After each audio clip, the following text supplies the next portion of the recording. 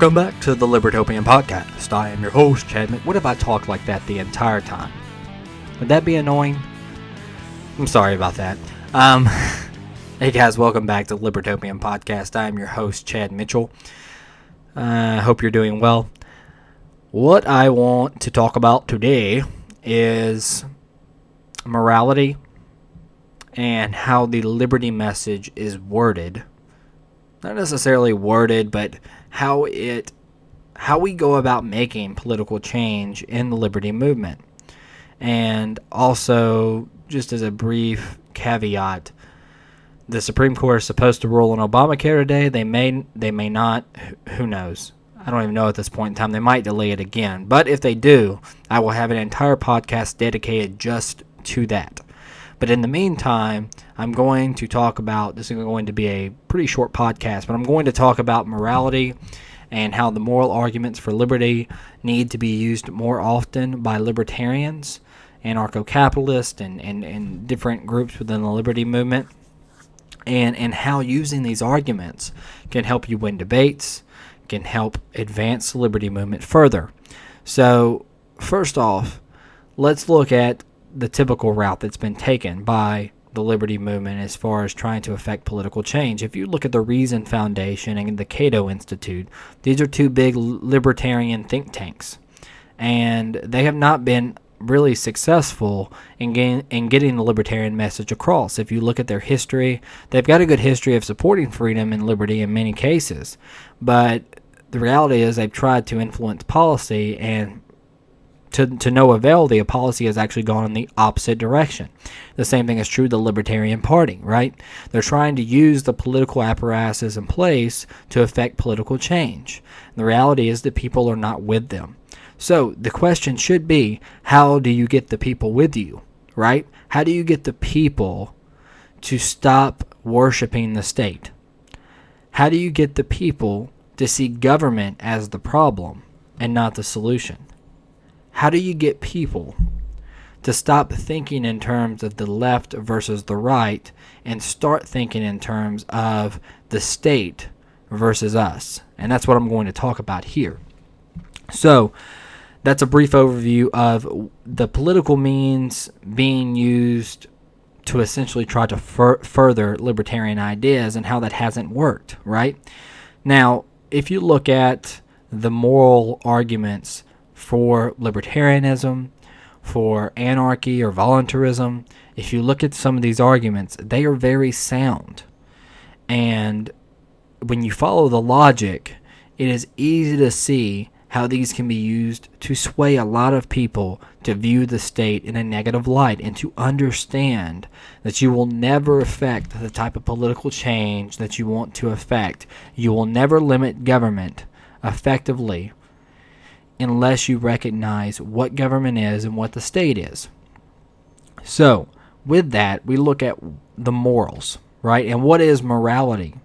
Well, one of the chief components of morality is the fact that it can be universally applied between individuals all throughout society, right?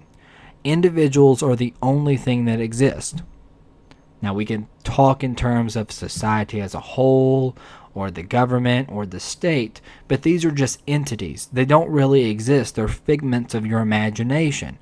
The reality is they're just people with guns, as Stefan Molyneux has said before. You know, the state is just individuals who have guns and have claimed the right to use force against you, against your will, right? And so the morality of it is that the different morals that govern your life as an individual have to be equally applied throughout all of society. The reality is the morals that we have right now are not equally applied throughout all society. Because if someone who the people somehow elect tells you to go and murder someone overseas, then you just go do it, right? And it's considered virtuous and brave and honorable, and you're heroic, and every other type of term they can come up with to call you is to say that you're a good person for serving your country that also doesn't exist. So essentially, you have morality not being equally applied throughout all of the society. So that can lead to two things. Either society as a whole, or the government or the state, or the people who claim the power of the state and government are immoral, or the morals that you think are morals are not actually morals, if that makes any sense. It's not really moral, because morality has to be equally applied. If it cannot be equally applied, then it is not morality, right? Moral rules have to apply to everyone if they are actual moral rules.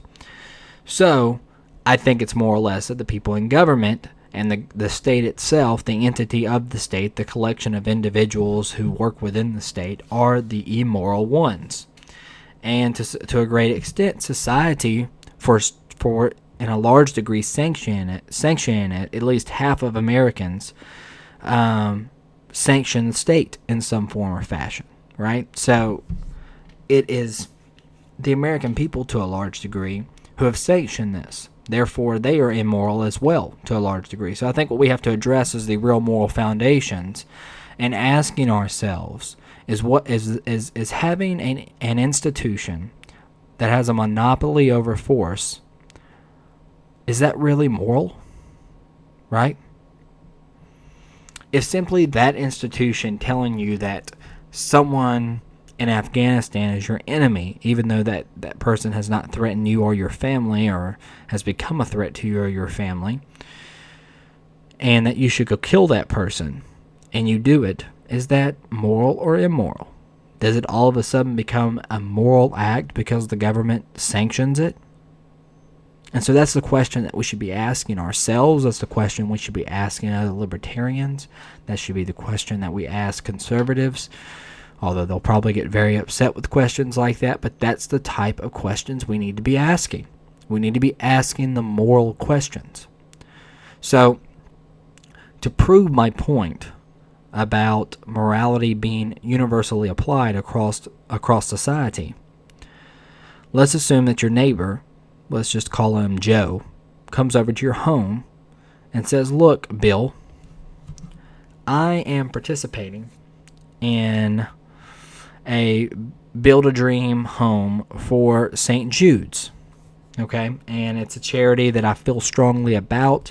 Obviously, St. Jude's is a honorable organization that helps cancer-stricken kids, and it's very sad, and we're trying to help these kids.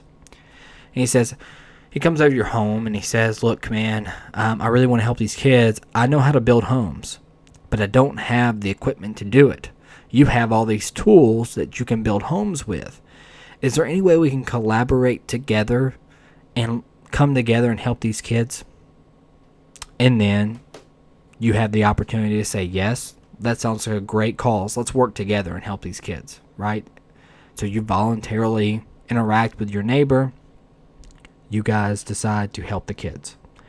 Or your neighbor could come over and say, "Look, Bill, I know you have all these tools that you can build homes with. Well, look, these St. Jude kids really need a home, okay?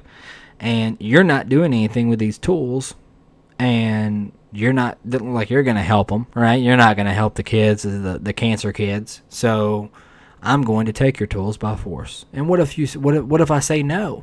What if I say, "No, you can't take my tools"?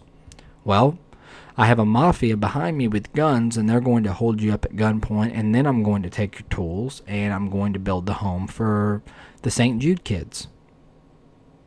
And you would say, "Well, that's not right. That's morally wrong. Why didn't you just come ask me?" Right? If society as a whole is compassionate, if society as a whole cares about the poor will be taken care of. The state does not care about the poor.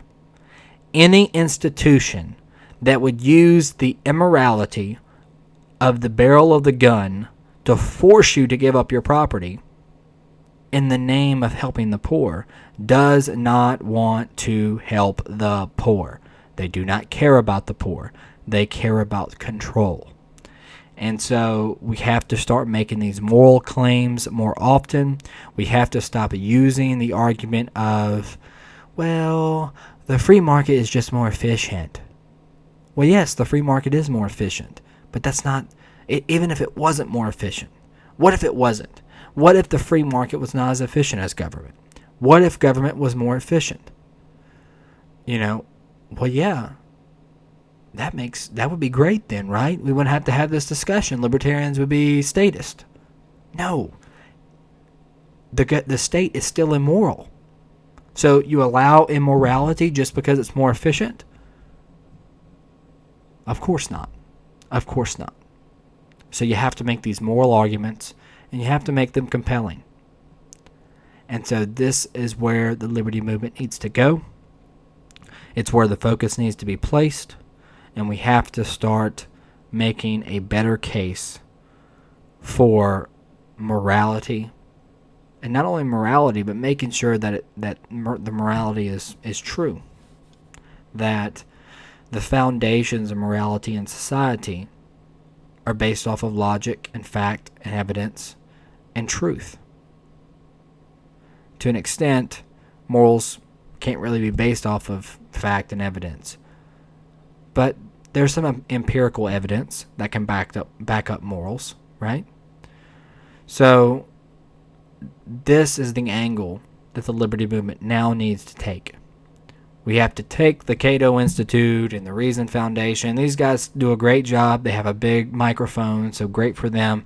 But we need to start making a better case for the morality of capitalism, the morality of the market, the morality of voluntary exchange, the morality of social cooperation.